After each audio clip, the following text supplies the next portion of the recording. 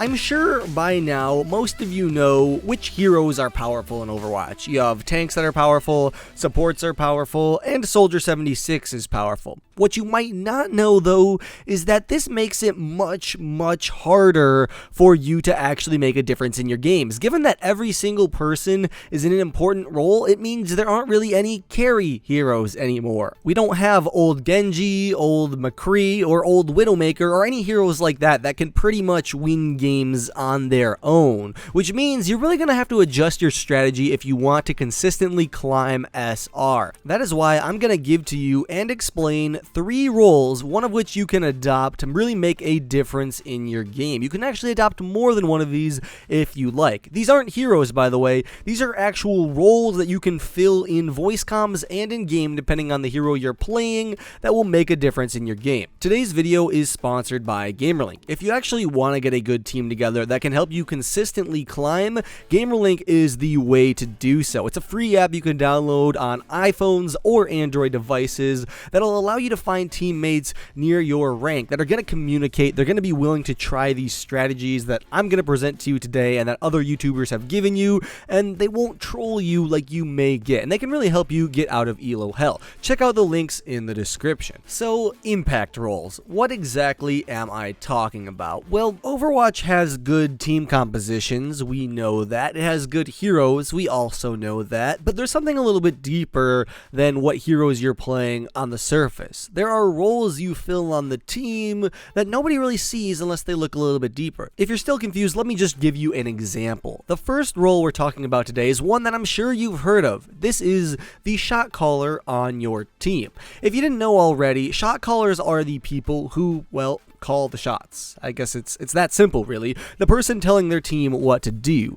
In every pro team, in pretty much every game actually, you have someone calling shots. It isn't really a community decision most of the time. They discuss it maybe afterwards, but in game, one person is the leader and you do what they say. And that's pretty much it. Even if you're not playing as a 6-man team, you queued with other random people, having a shot caller is important. In fact, it could be the deciding factor of the game you're playing in. If your team has a shot caller and the other team doesn't, well, you guys are at a big advantage. And the shot caller on the one team actually has a large say in what happens in the game. Competitive games in Overwatch, especially when you're not queuing as a 6-man team, rarely have good communication. Even the best communication you can get in solo queue sometimes is just like, I gotta pick, or let's push in now. Stuff like that is good, but having someone who really understands Overwatch on your team and is telling your team what to do can be really helpful, because sometimes people get lazy. Actually,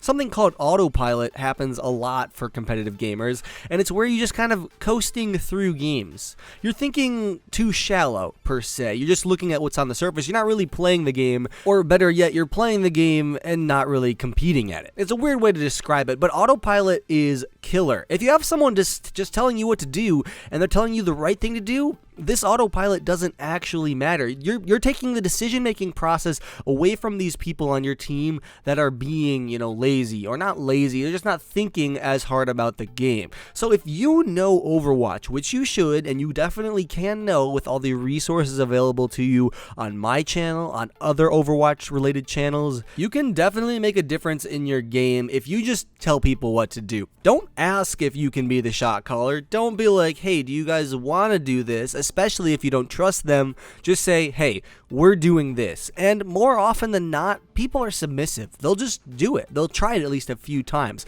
If it starts to then not work, either you should reconsider or your team will probably yell at you and usually flame you because this is Overwatch. But still, telling your team what to do when you know what you're talking about can and will help you win more games. One thing I would recommend though is really not messing with team compositions too much until you get to higher ranks. At lower ranks, trying to suggest a team composition of heroes that people don't understand or don't want to play, even if it's a meta composition, isn't really good. Telling the Genji main to switch off Genji isn't gonna work, and telling someone who's never played Roadhog before he needs to play Roadhog because he's OP isn't gonna work either. So until you hit maybe Diamond or Masters even, I wouldn't try to force super meta compositions too much. The basics are okay, like having some of every role, but I wouldn't be like, alright, we need 4 tanks and 2 supports because that's what they ran over at the last tournament. No, you don't need to do that as the shot caller. Our second role is a little bit different than the shot caller role, which was our first. The shot caller role, you're basically telling your team what to do,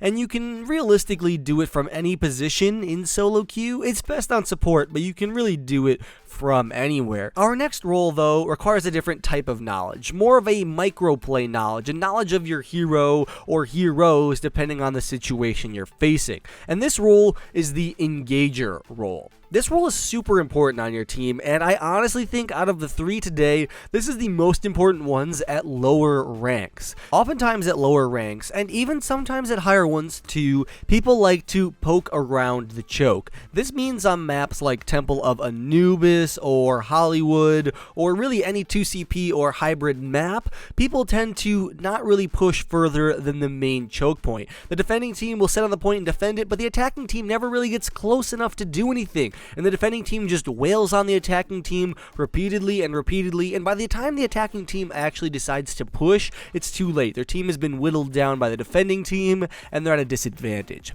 What you really need in these scenarios is an engager. A lot of people don't know how to start a fight in Overwatch. If you can be that guy and you can start fights, people usually know how to follow up a lot better than they know how to start one. So you should learn how to be an engager. Many different heroes can be used as an engager. Sometimes heroes that get picks can be engagers, like Widowmaker or Roadhog or Hanzo, or other times engagers can be someone who literally just starts the push. Reinhardt is an engager when he charges into the enemy team or into a hero on the enemy team. D.Va is an engager when she can knock people off high ground. For example, when you're about to move to the second area of Eichenwald after you've taken the first point, a lot of times the defending team will be high up on the castle above, and what D.Va can do is kind of fly up there and knock everyone off of it. That is an engagement tool. Winston is also an engager when done right, when he has the proper support behind him. Genji, Tracer. Sombra's ultimate is a good example of an engager with her EMP.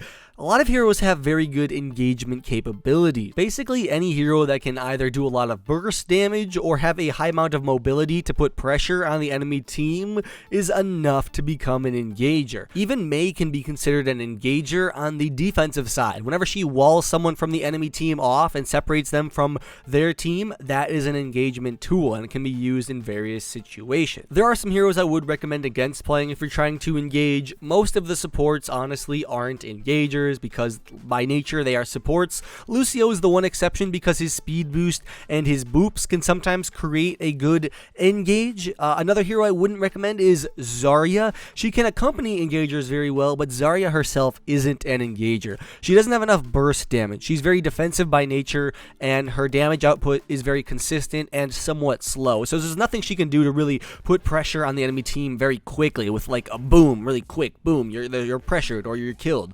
Zarya can't do that. Neither can heroes like Torbjorn or even I think McCree and Soldier aren't very good engagers per se. Even though they can get picks, oftentimes they shoot at Reinhardt's shield. So there's nothing they can do to necessarily be like, alright, let's start the fight right here. Especially if the whole team is behind a Reinhardt shield, what is a McCree or a Soldier gonna do to engage? Now there are situations where they can be, but you have to be aware of that with those two heroes and with a lot of heroes as well, to be honest. Engagers can be very different and they do very different jobs depending on the enemy team's composition, but knowing which one can start a fight well can actually help you win the fights much more often. Our last role is kind of an offshoot of the shot caller role, but it's not really because, well, it's different. This role is the cooldown management role. While your shot caller is telling your team what they should be doing using ults and other things, you really need someone to keep track of what the enemy team has has used. Their ultimates,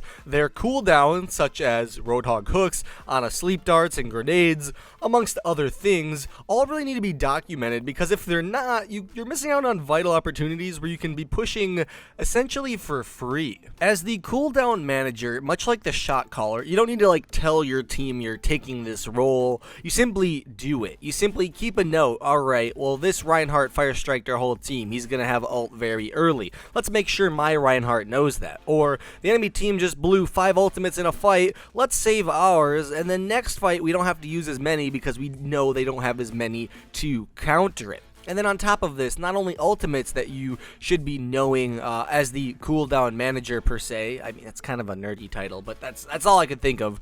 You should also be keeping track of other things, like let's say the enemy diva's defense matrix is down because she was defense matrixing someone. I don't know. You can then use that opportunity, tell your shot caller, and maybe you can nano boost your soldier. Or maybe the Ana missed her sleep dart, and that's an opportunity to nano boost your like Reinhardt or your Roadhog if he has his ult as well. Making sure you know what the enemy team has and doesn't have is something that lots of players, like pro players, do this on their own. They pretty much know this with minimal communication. But lower ranked players and even higher ranked players, to be honest, don't always know this. So having someone on your team that is actively doing this is going to be super helpful. I can't tell you the amount of times we've gone into fights, and in high masters, we go into fights, we expect to win it, and then the enemy team had a Graviton Surge and a Diva Bomb, and we lose the fight, and because of it, we could either lose the game or everything is just thrown off. So having someone manage this enemy team's cooldowns can really help your team, and I highly recommend you trying it out, if not one of these other 2 roles, if not all 3 of these roles. I actually don't recommend picking up all 3. That would be kind of a burden on you, to be honest. If you split these roles up into 3 different groups, I think it is optimal to do so, and it can really help your team out. It can really help you win more games because, like I said, team play is the meta.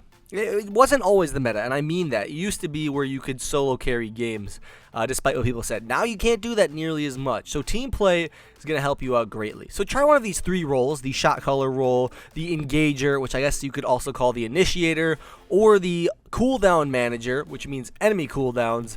And tell me what you think down below. If this video was helpful, be sure to leave a like down below. And if it wasn't helpful, be sure... crap, I'm out of original ways to beg for likes. So here's what we're gonna do. This is a picture of a puppy. You think he's cute? You should leave a like. You don't think he's cute? Well, then then just leave a like. I'll see you guys all later. Lone Hawk out.